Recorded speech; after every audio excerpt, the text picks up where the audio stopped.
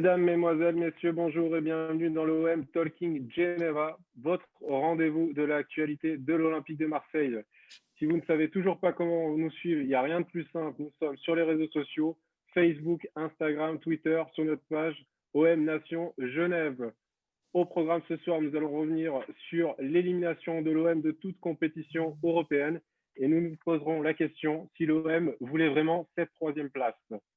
Que faudra-t-il faire l'an prochain pour être plus compétitif si l'OM se qualifie en Ligue des Champions à nouveau? Nous parlerons également de l'éventuelle prolongation de contrat de AVB.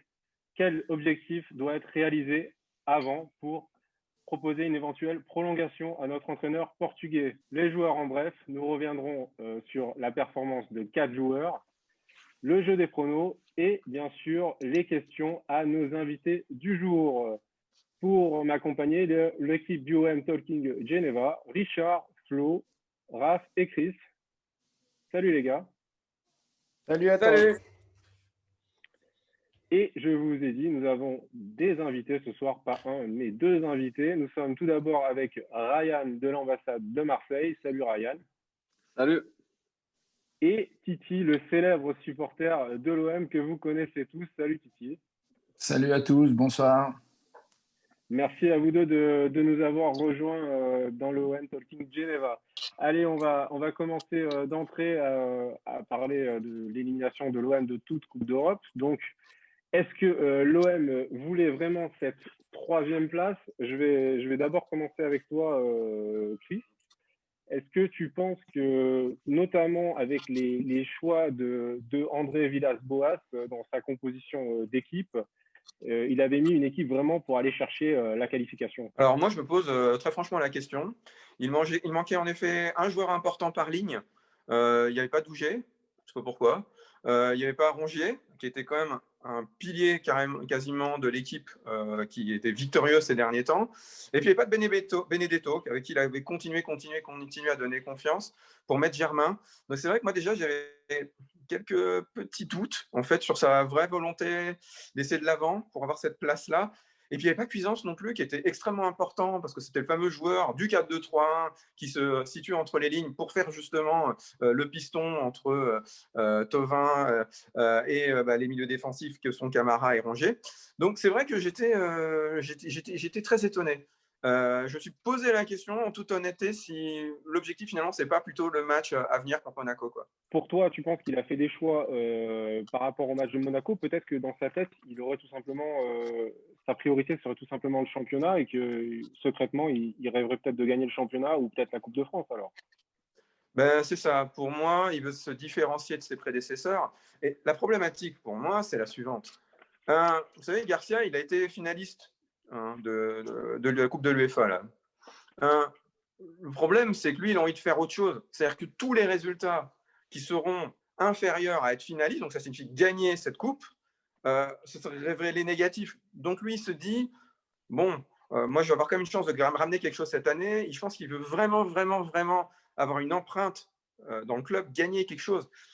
Et pour cela, je pense qu'il vise soit le championnat, soit la Coupe de France. Peut-être aussi là le Trophée des Champions qui arrive en janvier. Et puis, il y a aussi quelque chose de tout simple. Regardez, alors ça serait très intéressant que vous voyez ça, mais regardez le planning de janvier. C'est absolument incroyable. Les matchs se succèdent les uns après les autres. Donc on se dit effectivement, s'il devait en plus y avoir une autre coupe européenne, ça aurait fait trop pour avoir réalisé les autres objectifs qu'il a nationaux. Richard, on a entendu Christopher qui vient de nous dire que AVB avait sûrement fait des choix en Coupe d'Europe, qu'il aurait peut-être plus privilégié le championnat. Est-ce que pour toi, quand on est l'Olympique de Marseille, on ne se doit pas de laisser la Coupe d'Europe comme ça? C'est très simple. Si vous parlez à un Marseillais, c'est toujours pareil. Vous savez que je viens de Marseille et il vous dira que étant l'OM, on n'a pas le droit, quand on joue une Coupe d'Europe, de la laisser passer au profit, même si c'est du championnat, même s'il y a certaines stratégies. Peut-être qu'AVB, on a eu ouï dire que ça pouvait être le cas, il a une idée derrière la tête pour faire un sale coup au PSG. Je veux bien. Mais on est l'OM. On est l'OM et on n'a pas le droit de laisser passer la Coupe d'Europe. Donc moi, je leur dis à Thauvin, à Payet, à Benedetto, bougez-vous. L'année prochaine, ça va être pareil. On va devoir encore laisser passer la Coupe d'Europe. C'est pas la peine de se qualifier alors. Voilà. Là, on avait une chance contre City. On a bien démarré le match et on baisse les bras en deuxième mi-temps alors qu'Olympiakos a perdu. Et on pouvait passer en Ligue Europa. C'était quand même très beau ce qu'on a vécu avec Garcia. Moi, je préfère ça. Je préfère ça, quitte à finir quatrième en championnat, parce que c'est des moments inoubliables et on est l'OM. On ne laisse pas partir une compétition. Je te remercie pour ta réponse assez franche. Je vais poser la même question à Ryan. Ryan, est-ce que tu penses que l'OM voulait vraiment cette troisième place au final? Clairement vu une équipe de l'OM libérée hier face à City, qui a craqué en deuxième période, mais qui a fait une bonne première mi-temps. Je pense que la composition de Villas-Boas, dès le départ, on a senti qu'il voulait privilégier le match face à Monaco, ce qui est assez dommage, parce que je suis d'accord avec Christophe, quand on est à l'Olympique de Marseille, on doit jouer l'Europe, même si le mal était fait dans cette campagne européenne dès le départ, mais on doit la jouer jusqu'au bout. Donc pour toi, il n'y a rien de plus à dire. L'OM ne méritait pas plus que ça d'être troisième. C'était une campagne européenne très difficile, surtout que ça faisait quelques années qu'on n'avait pas vécu encore Olympique de Marseille. Donc c'est un retour gâché. On a répondu à cette question, si l'OM voulait vraiment cette troisième place. On va supposer dans le temps que l'OM se qualifierait à nouveau pour la Champions League la saison prochaine. Donc pour ne pas répéter les mêmes erreurs, qu'est-ce qu'il faudrait pour que l'OM soit plus compétitif, Raph? Qu'est-ce qui nous a fait défaut en fait cette année et qu'il ne faudrait pas nous reproduire la saison prochaine? Déjà, j'ai envie de vous parler de cette stat qui est absolument. J'ai pas le mot pour décrire cette stat qui est même très grave. Mais il n'y a pas que Marseille qui est dans ce cas-là, il y a aussi Rennes. Rennes et Marseille, c'est les deux seuls clubs en Ligue des Champions à ne pas avoir marqué un but dans le jeu. Rennes, c'est 2 pénaltys et un corner. Marseille, c'est 2 pénaltys. C'est extrêmement faible. Marseille, quand on voit alors, avec l'explosion de Football Manager, on parle souvent d'expected goals. Et là, Marseille, c'est pour savoir à peu près combien de buts peut marquer une équipe, enfin, les probabilités de buts d'une équipe sur une action. L'OM est à 5,2, ce qui est un taux très faible. Par contre, lorsqu'on regarde les expected goals contre l'OM, là, on passe à un taux de 10,5. Et l'OM a un des pires taux en Ligue des Champions. Dans ce cas-là, ça veut dire que la défense est très perméable, mais aussi que l'attaque, enfin, il n'y a pas assez d'attaque. Les attaquants ne sont pas assez précis. On peut le voir, il y a 49 tirs pendant cette phase de Ligue des Champions, ce qui fait 8 tirs par match. C'est pas possible. C'est trop peu. Donc pour toi, l'année prochaine, il faudrait aussi peut-être songer à recruter probablement un nouvel avant-centre pour être plus compétitif. Alors, il ne faut pas se faire qu'un attaquant, parce que si on renforce qu'un poste, sans regarder aussi ce qui se passe derrière, on ne va pas avancer. La différence entre la Ligue 1 et la Ligue des Champions, c'est qu'en Ligue 1, sur une action, on peut gagner un match. En Ligue des Champions, ce n'est pas pareil. Donc, c'est pour ça qu'en fait, il faut vraiment que AVB prenne le temps de bien travailler pendant la prochaine intersaison de la construction du jeu, plus qu'en Ligue 1. Parce qu'en Ligue 1, on joue sur les individualités, alors qu'en Ligue des Champions, c'est différent. Et j'ai bien aimé cette phrase de Pape Gay qui a expliqué aussi que en première mi-temps, ils étaient bien, mais en deuxième mi-temps, ils ont sombré physiquement. Ça, c'est un peu un impact de la Covid. Et en fait, la condition physique, elle va revenir petit à petit. Mais en Ligue des Champions, c'est vraiment un élément très important, cette condition physique, qui a manqué sûrement à l'OM pour faire une excellente campagne. Alors, Richard, tu veux réagir vite fait au propos de Rapidement, je ne suis pas tout à fait d'accord avec cette histoire de Covid. Ça commence à faire des mois. Les autres équipes, ils sont dans la même situation, ils ont vécu le Covid. Il faut arrêter avec cette histoire de Covid. Ça ne joue pas, c'est tout. Ils n'ont pas eu envie de la jouer et il faut qu'ils se bougent. Parce que on ne va pas faire ça chaque année. Ça suffit maintenant. Moi, je suis vraiment en colère de ce que j'ai vu hier et ils auraient pu faire mieux. Christopher, je crois qu'il y a un autre point pour toi que l'OM devrait améliorer la saison prochaine si on se qualifie à nouveau en Champions League. Il s'agirait de l'arbitrage. Oui, pour moi, j'ai un gros souci avec l'arbitrage français actuel. C'est qu'il ne permet en aucun cas de permettre vraiment d'avoir le niveau européen, tout simplement. On voyait sur plein de contacts, ils se laissaient, voilà, ils avaient l'impression qu'ils allaient avoir faute et en fait ils se relevaient, il n'y avait pas faute. Enfin, c'était très frustrant. Je crois que notamment tu veux parler de l'action où Bouba Camara est de la surface de réparation de Manchester, il commence à tomber, ils pensent qu'ils vont siffler un coup franc et au final il n'y a rien, l'arbitre l'a joué quoi. Oui, on avait l'impression qu'il va limite prendre le ballon pour dire c'est bon, il y a faute, et puis l'arbitre il laisse jouer. C'est comme ça que ça joue. J'ai envie de dire, nos clubs ne sont pas préparés pour la Ligue des Champions. Ça ne s'arbitre pas de la même manière. Et là, c'est un vrai coup de gueule que j'ai. C'est une des choses qui doit vraiment changer pour l'année prochaine. C'est vraiment ce fichu arbitrage en France qui doit se remettre en question, qui doit moins couper les actions de jeu, qui doit mettre moins de cartons, moins de fautes, que ça joue bon sang. Après, on se plaint d'avoir ce jeu absolument insipide et horrible. Donc voilà, si on veut du jeu, laissons le jeu. D'accord. C'est là la différence aussi entre la Ligue 1 et la Ligue des Champions. Alors, on va demander à Titi ce qui lui a manqué, ce qu'il faudrait faire pardon, pour être plus compétitif l'année prochaine en Champions League. Alors, pour être plus compétitif en Champions League la saison prochaine, malheureusement, il faudrait déjà changer pratiquement les 3/4 de l'effectif et recruter que des internationaux parce que c'est un manque cruel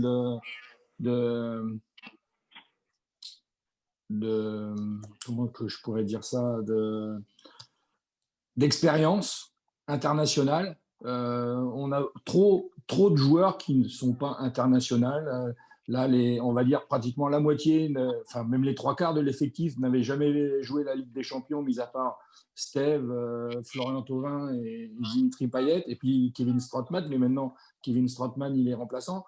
Moi, je trouve que le principal objectif pour la saison prochaine de l'Olympique de Marseille, ça serait se recentrer, comme faisait à l'époque Bernard Tapie, aller chercher que des internationaux pour améliorer l'effectif et pour pouvoir vraiment avoir des résultats en Europe. Parce que même si on y retourne l'année prochaine avec cet effectif-là et que tu l'améliores de 2-3 joueurs comme on l'a amélioré cette saison et que ça ne soit pas des internationaux, ça sera aussi compliqué.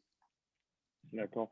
Allez, vous connaissez le rituel. Juste pour vous dire que la première partie de notre vidéo est terminée sur Instagram. Donc, si vous voulez voir la suite, rejoignez-nous sur YouTube. Vous n'en serez pas déçus. Ryan, je crois que tu voulais rebondir sur cette question aussi. Oui, moi, c'est par rapport au sujet de l'arbitrage. Je pense qu'avant tout, c'est lié à un manque d'expérience de la part des joueurs olympiques de Marseille qui doivent s'adapter avec des champions. Et non pas le contraire. On ne peut pas s'arrêter sur une action parce qu'on estime qu'il y a faute quand on joue la Ligue des Champions.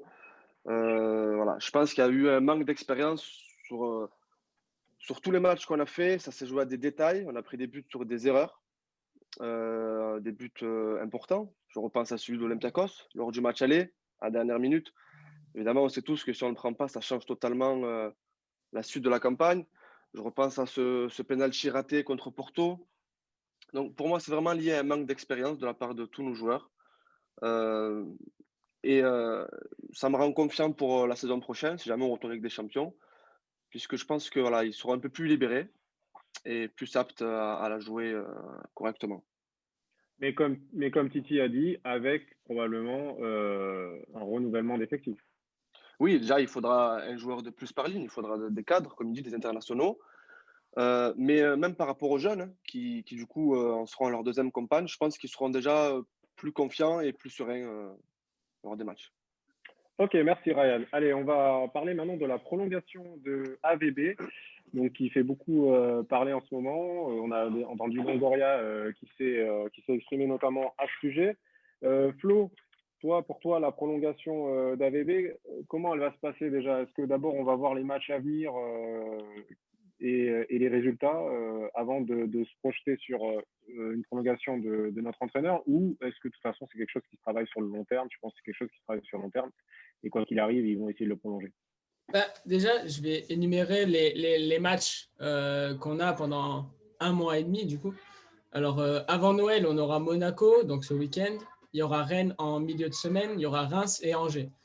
Ensuite, pour le mois de janvier, ça va être très chargé. Il y a Lens le 3. Après, on aura Montpellier, on aura Dijon, on aura Paris le 13 avec le trophée des champions. En plus de ça, derrière, il y aura Nîmes, Monaco et encore Rennes.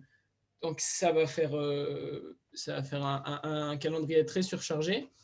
Donc, je pense qu'on peut commencer les négos en janvier, mais seulement commencer si jamais on arrive à avoir 8 points sur 12 avant Noël. Sur les 4 prochains matchs, qu'on ait 8 points sur 12, ça pourrait être déjà pas mal. Qu'on ne perde pas trop de points en route. Surtout qu'il faut penser qu'il y a aussi les 2 matchs en retard.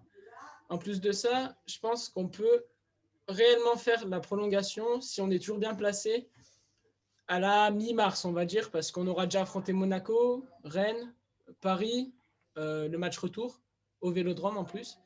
Lyon et Lille, il y aura potentiellement aussi le retour des supporters. Donc, c'est surtout que ça va être, janvier-février, ça va être des matchs très durs. Si on arrive à s'en sortir et qu'on est plutôt bien classé, je pense qu'il va falloir réfléchir à une prolongation d'AVB. Ok.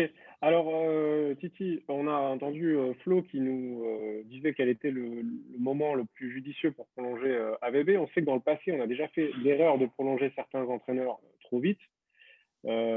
Pour toi, est-ce que AVB doit encore faire ses preuves cette saison avant de le prolonger, ou tu penses qu'il faut le prolonger avant qu'il ne veuille plus rester tout simplement? La question, ça va être déjà, est-ce qu'il va vouloir prolonger? Et la réponse que les dirigeants vont pouvoir lui donner, c'est qu'est-ce que vont lui proposer les dirigeants comme projet sur les prochaines saisons, avec quels moyens il va pouvoir lutter sur la Ligue 1 pour essayer de ramener un titre sur le Vieux-Port à Marseille. Je pense que ça dépendra de tout ce que les ingrédients que des 2 parties mettront dans la marmite, quoi, hein. Après, je pense que ça ne sert à rien de le prolonger là au mois de janvier ou au mois de février. Je pense que Villas-Boas, c'est quelqu'un qui attendra, je pense, peut-être même voir le mois d'avril, mai, vers la fin de la saison pour prolonger et attendre voir si on sera sur le podium à la fin de la saison. Ryan, tu serais président de l'Olympique de Marseille, tu prolongerais AVB à quel moment? Moi, personnellement, j'attendrai la fin de la saison. J'ai envie de voir la gestion du groupe sur le long terme là, pour cette saison-là, cette deuxième saison. Bon, il a très bien géré le groupe la saison dernière. On a fini sur le podium. Là, on est assez bien parti. Mais la saison est très longue. On a des joueurs qui, on l'a vu, ne sont pas complètement au niveau physiquement. On a pu le voir en Ligue des Champions. Moi, j'aimerais voir voilà, sur le long terme la suite de la saison, comment ça va se passer, notamment avec les grosses échéances. Rennes, Monaco en décembre. Et les matchs retour contre Paris et Lyon, qui se sont plutôt bien passés dans la phase aller. Mais j'attendrai vraiment la fin de la saison.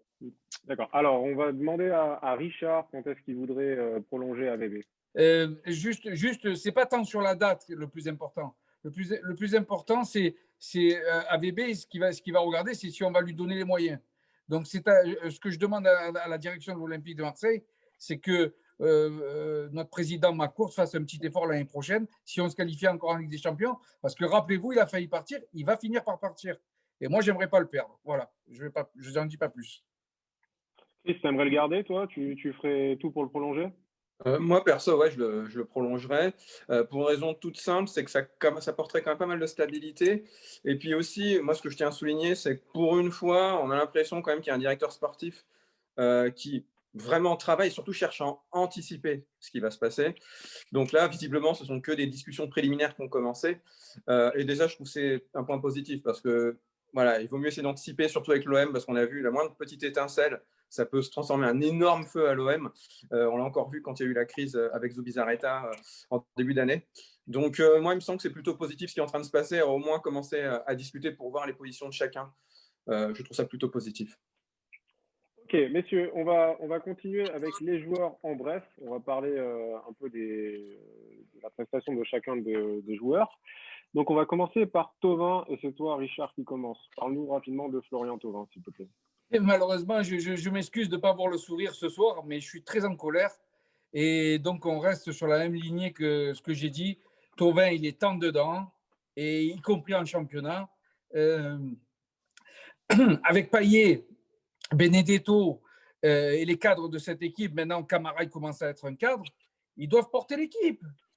Il doit créer du décalage. C'est à lui à créer du décalage sur son côté droit. On dit Benedetto, il ne marque pas, il ne fout rien. Mais est-ce qu'il a accès à des centres? Il n'y a aucun centre qui arrive. Alors, c'est vrai que Thauvin n'avait pas son niveau de Ligue 1, malheureusement. On enchaîne avec Alvaro. Oui, alors Alvaro, hier soir, a fait un match, une première mi-temps assez solide, comme on a l'habitude de le connaître.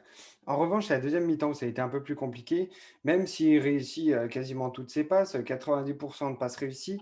En revanche, enfin, il va toucher aussi 88 ballons. Il est dans ses standards habituels de Ligue des Champions. Par contre, quand on regarde sa position moyenne sur le terrain, il est très bas. Sa position moyenne lors de ce match à Manchester City, c'est dans la surface de réparation. Quand on regarde la première mi-temps, il se situe à 10-15 mètres de la surface de réparation. Par contre, quand on passe la 45e minute, ça y est, on se retrouve dans les 18 mètres de Mandanda. Et là, ça a été compliqué parce qu'il n'arrive plus à être aussi solide.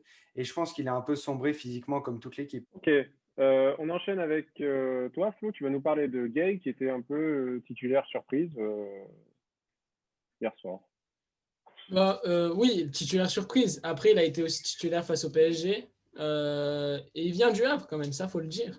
Il vient du Havre, il est titulaire face au PSG, face à City. Premier match Ligue des Champions de Marseille depuis un certain nombre d'années. Il est titulaire aussi face à l'Olympiakos.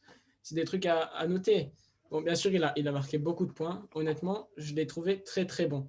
Je pense qu'il a voulu se sacrifier pour l'équipe déjà parce qu'il s'est pris un jaune en contre-attaque pour pas qu'on se prenne de but. Donc, très bonne première mi-temps. Il a bien fermé les espaces. Il a été là en défense. Il a même essayé, et plutôt bien finalement, de faire la relation entre l'attaque et la défense, ce qu'on demande de Sanson et Rongier en général quand ils sont titulaires. Je pense qu'il aurait même pu marquer, franchement. Et son action en attaque, son tir était franchement bien joué. Donc, une grosse activité au milieu, tout ça. Pour illustrer tout ça, honnêtement, j'ai des stats, mais sur son match, il a fait 10 duels, il en a gagné 4. Il a joué 65 ballons, 5 de perdus, 51 passes, donc 92 passes réussies. Si on regarde son total en tout en Ligue des Champions, il a joué 4 matchs, il a parcouru 22 km en tout, il a joué 170 minutes avec 80% de passes réussies et 11 ballons récupérés en tout. Donc, c'est quand même un des joueurs qui comment dire, qui s'est un peu révélé en Champions League. Et c'est quand même quelque chose qui n'est pas évident, surtout quand c'est la première saison dans ton club, qui joue en plus la Champions League. Si on vend Camara cet été, je pense qu'on a déjà son remplaçant et c'est Gay. Voilà. C'est une belle promesse pour l'avenir, en tout cas. On va terminer avec toi, Chris. Tu vas nous parler de Sakai, qui était un peu à la peine physiquement, quand même. Eh bien, voilà, tu as tout dit, à la peine physiquement. C'est vrai que j'ai lu beaucoup de critiques liées à Sakai. Je veux quand même souligner qu'il fait absolument tous les matchs. Je pense que c'est pas de sa faute, c'est pas lui qu'il faut en savoir. Je le trouve assez brave, notre samouraï, franchement, parce qu'il se tape tous les matchs à droite. Le problème, c'est simplement, voilà, on a raté Meile, notre Danois, là, sur le côté droit. Ça a été une énorme erreur de la direction sportive. Et maintenant, on la paye. A priori, c'est pas de la faute de la direction sportive, mais disons que on n'est pas bien avec que Sakai à droite, très clairement, parce qu'il essaie de faire le job, mais il n'a plus la force pour courir, il n'a plus la force pour faire les contres, tout simplement, et de se placer très haut sur le terrain à droite. Et de ce fait, il n'est jamais en position pour centrer. Il est défensivement, et je trouve qu'il est très correct. Mais dès qu'on a un contre, il n'y a personne à droite. Et du coup, voilà, ça enlève beaucoup, beaucoup de possibilités offensives. Allez, je vais vous demander à vous, Ryan et Kiki, quel est le joueur qui vous a le plus marqué, en bien ou en moins bien? Vous choisissez l'un des deux. Je commence par toi, Ryan. Alors, je vais commencer par en bien, par Begay. Je pense qu'on est tous d'accord. Une révélation. Moi, je l'ai trouvé très à l'aise, très mature pour ses premiers matchs européens. Et c'est très rassurant pour l'avenir. Et voilà, je voulais rebondir sur Sakai, justement, qui est plutôt dans le moins bien. Sakai qui, pour moi, est peut-être pas à 100%, mais je dirais à 50% responsable du manque d'efficacité sur notre côté droit. Parce que voilà, c'est vrai qu'on parle beaucoup de Thauvin, qui qui n'est pas comme les saisons habituelles, mais disons que derrière lui, il a plus le Sakai qu'il avait à l'époque. Je me souviens du côté droit de l'Olympique de Marseille avec Thauvin Sakai, Soulard Garcia, qui fonctionnait à merveille. Là, Sakai, physiquement, ça va plus du tout. Il monte de moins en moins. Thauvin doit descendre plus bas, récupérer les ballons. Et je pense que ça joue énormément sur les prestations de Thauvin et du flanc droit marseillais. Titi, qui t'a marqué le plus? Un peu comme tout le monde, hein, Pape Gay, malgré son jeune âge, sa maturité dans le jeu, son aisance physique, ce qu'il apporte au milieu de terrain. Et après, concernant ce que disait tout à l'heure, je ne sais plus si c'est Raph ou Christophe, je crois, j'ai bien peur qu'on perde Camara cet hiver. Donc, ça serait Pape Gay, comme tu disais, qui le remplacerait par rapport à beaucoup le Brexit là, qui s'est mis en place là, en Angleterre au 1er janvier. Là, les joueurs qui vont avoir beaucoup de difficultés à signer en Angleterre maintenant, puisque ils vont devoir demander un permis de travail et tous les joueurs devront avoir minimum, je crois, 25 sélections en A dans leur pays pour pouvoir signer et obtenir le permis de travail. Donc, ça va limiter la possibilité de transfert de certains joueurs de l'effectif en Angleterre. Donc, la seule valeur marchande de l'effectif actuellement, c'est Bouba. Et j'ai bien peur que si une offre arrive sur le bureau de Franck McCourt, qu'on perde notre minot dès cet hiver. Donc, ça serait bien malheureux, quoi. Mais bon, c'est comme ça, c'est la vie d'un club.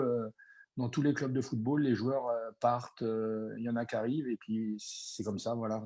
Et puis après, celui qui...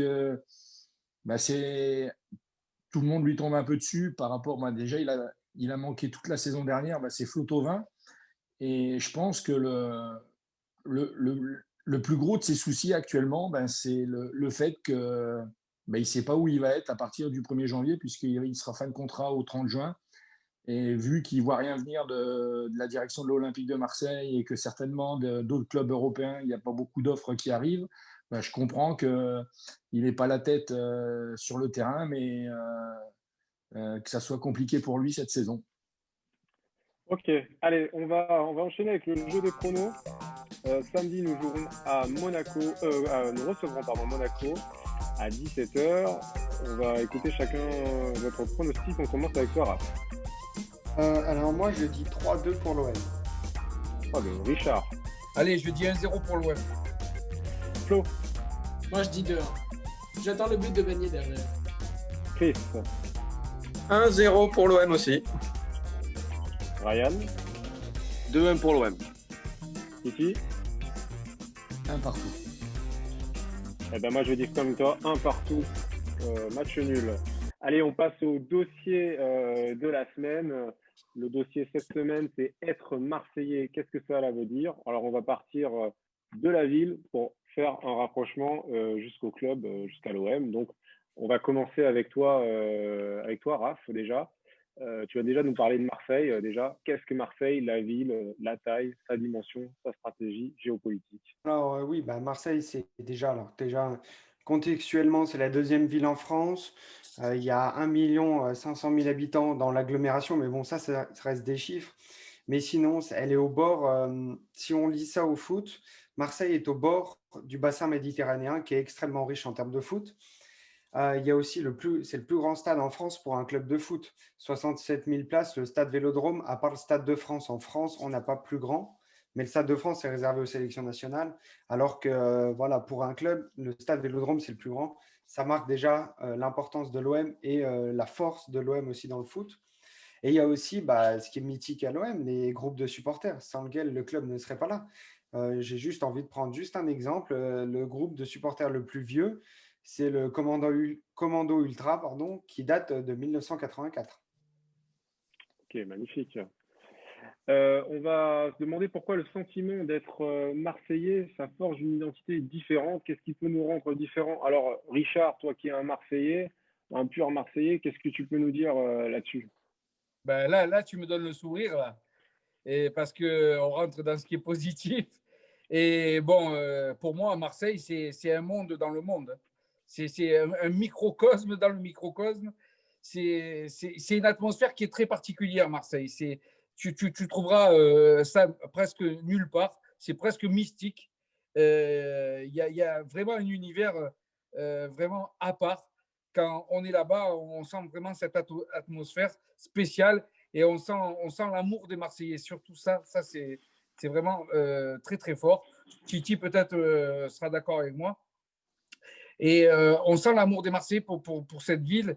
Et donc, bien sûr, par conséquent, pour l'OM, puisque l'OM, ça fait partie intégrante de cet amour, c'est la vie de Marseille, c'est vraiment la vie des Marseillais.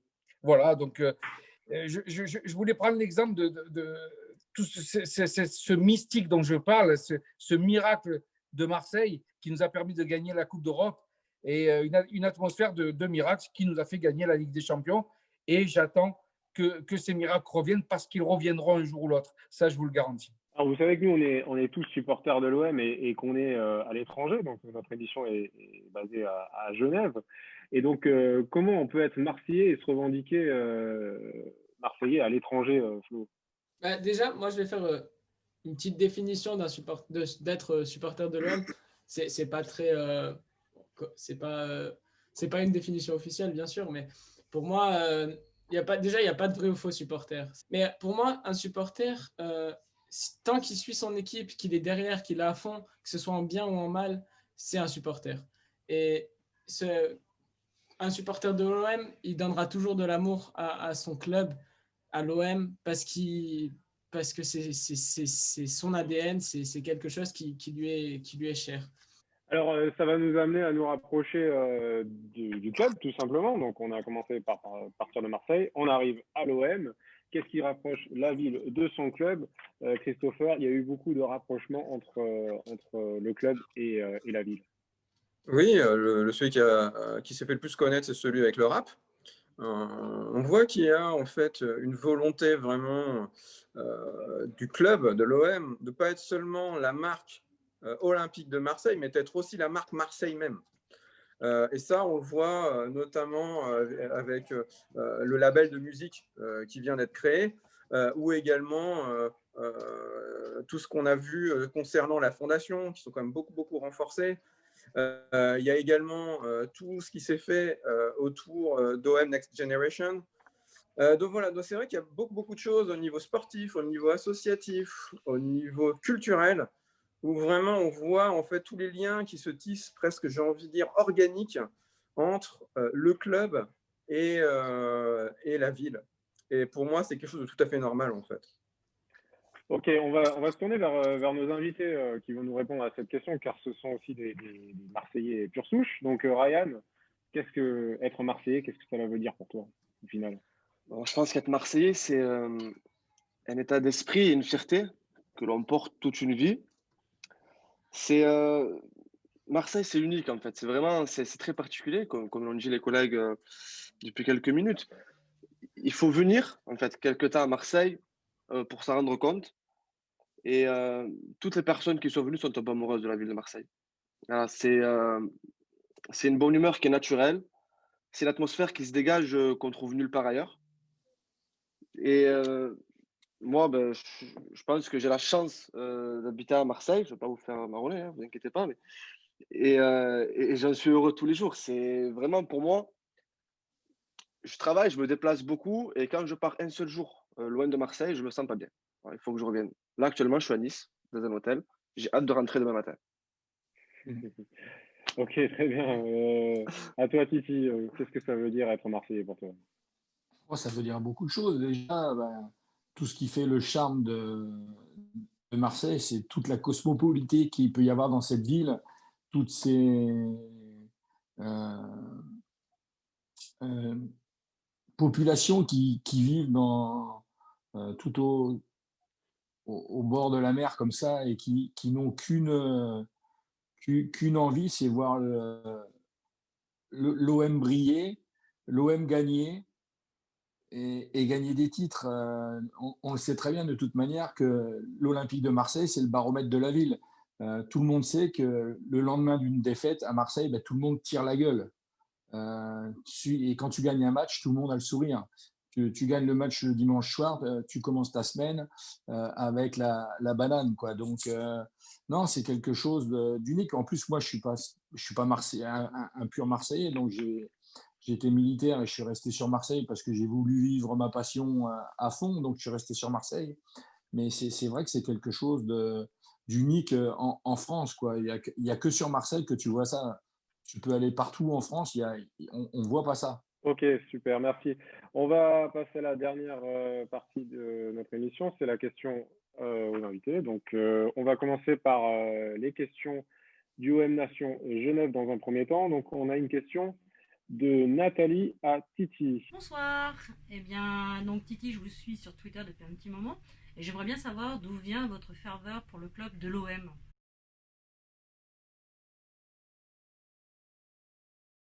Tout. C'est pas plus Donc, compliqué, c'est tout. une question de Jean de OM Nation Genève, toujours. Hello la team OM Genève. Bonjour les invités de ce nouveau talk. J'avais une petite question pour nos invités. En tant que suiveur de l'OM, les fêtes de Noël approchant, si vous deviez jouer le temps d'un instant le Père Noël, quel beau cadeau vous ferez à l'OM en cette fin d'année? Merci pour votre réponse et à la prochaine. Ciao.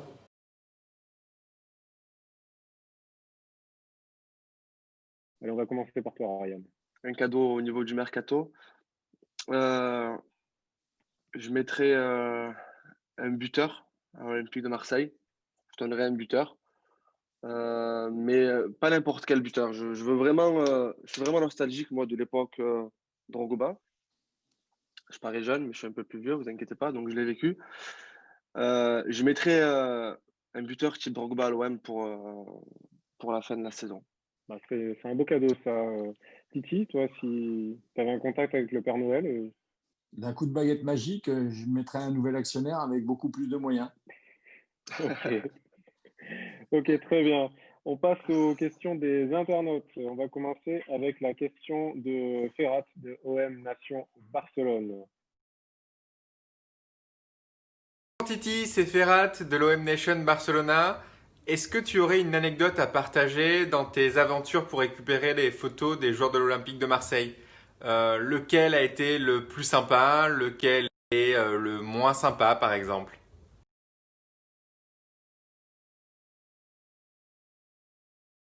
Alors, ils sont tous plus ou moins gentils. Le, le plus difficile et le moins sympa, je le donnerai à notre numéro 10. Ok, ok. Question de Tom Revelli à toi, Ryan. Payet ou Thauvin? Payet. Payet. Ok. Alors, on a une question pour Titi de Kevin Hermans. Bonsoir, voilà, par rapport à ce dernier match de Ligue des Champions, on constate il y a un réel manque offensif. Moi, ma question, c'est de savoir en fait que devient Kostas Mitroglou.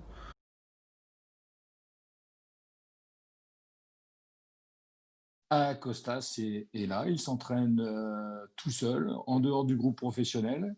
Les pros s'entraînent le matin, lui il arrive à la sortie des joueurs, il arrive vers 13h30, 14h, il s'entraîne tout seul à la commanderie, mais il est toujours là, avec le sourire. Merci de nous avoir donné de ces nouvelles. Alors, allez, on passe avec les questions des chroniqueurs. On commence avec toi, Raph.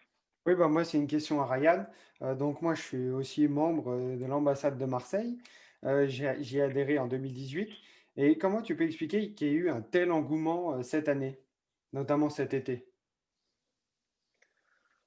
Alors, l'ambassade de Marseille, ça a commencé en 2016.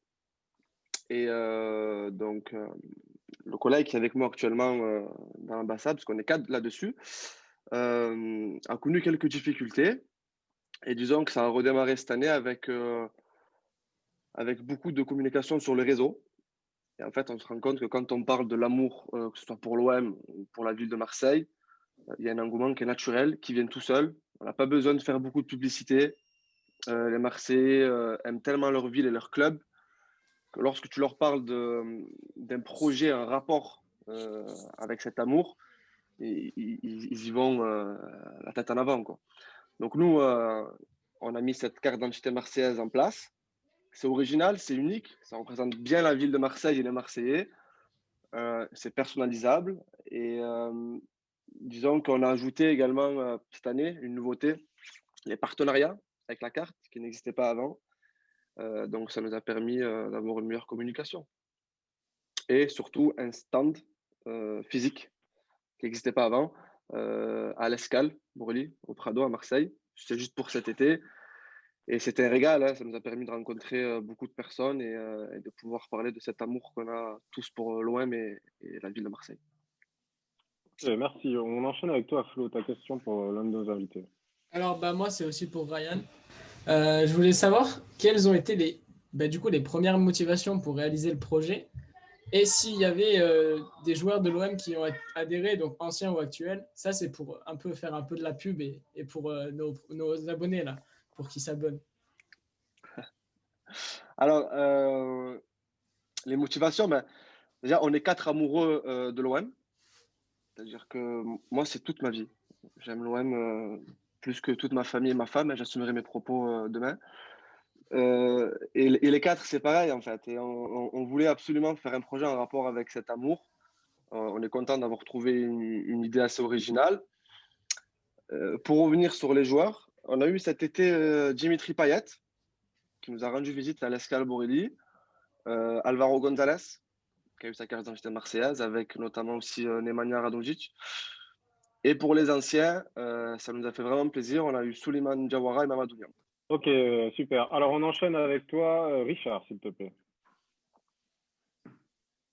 Ok, je vais poser une question à Titi alors parce que on a posé à l'ambassade. Maintenant, il faut en poser une à Titi. Je voulais savoir, c'est en tant que grand supporter que tu es, Titi, est-ce que tu as des anecdotes avec les joueurs un peu ou est-ce que tu les as rencontrés? Est-ce que tu as pu avoir un contact ou une anecdote ou ce genre de choses?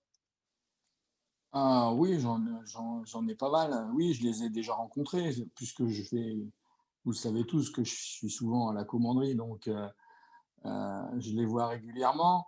Alors, qu'est-ce que tu peux nous raconter?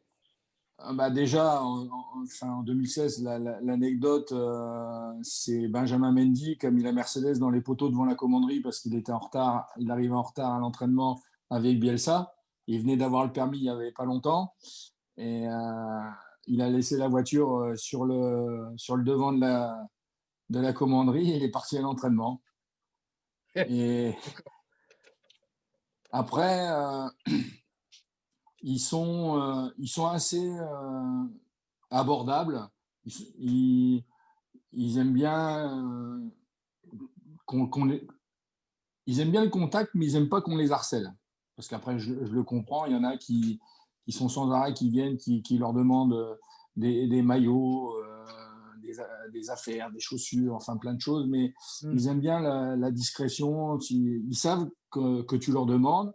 Généralement, quand tu leur demandes, ils t'offrent le maillot ou quelque chose leur appartenant qui vient du club, quoi, de l'Olympique de Marseille. Mais après, sinon, ils restent quand même assez distants. Ok, merci à toi, Titi. On va terminer avec Chris pour sa question, s'il te plaît. Oui, ma question s'adresse aussi à Titi. Moi, je voulais savoir simplement quelle importance tu donnes à cette communauté vraiment qui t'adore. Moi, dont je fais partie, voilà, humblement. J'adore te suivre. Et je voulais savoir quelle importance, parce que tu as dit que l'OM, c'était toute ta vie, mais après, ceux qui te suivent et ceux qui t'apprécient à travers les réseaux sociaux, qu'est-ce que tu peux leur dire là? Peut-être un message, justement? Je suis déjà très touché parce que déjà, quand j'ai ouvert mon compte Twitter en 2015, je crois, en juillet 2015, je ne pensais pas que ça allait prendre autant d'ampleur. Et puis, que je ne changerais pas, que je serais toujours là pour eux parce que vu que la direction limite vraiment au maximum les informations, que tout doit être secret, on le voit déjà dans les transferts, que même quand on va à l'aéroport pour accueillir un joueur, que personne n'est au courant, qu'il faut que tout soit fait en catimini et que tous ces supporters qui sont loin de Marseille et qu'ils ont du mal à avoir des informations de ce qui se passe au club, de ce que les surtout dans les périodes de mercato. Donc, je suis là, j'essaie de les informer du mieux que je peux. Et puis, voilà, quoi. C'est pour que toutes les personnes qui aiment l'Olympique de Marseille soient au courant de ce qui se passe un peu au club. Merci Titi, merci Ryan. Notre émission touche malheureusement à sa fin. C'est un plaisir de vous recevoir tous les deux. Donc on espère vous retrouver bientôt une nouvelle fois sur notre émission. Merci à vous les gars et à bientôt pour un nouveau OM Talking Geneva. Portez-vous bien, salut. Merci. Salut. À bientôt. Ciao.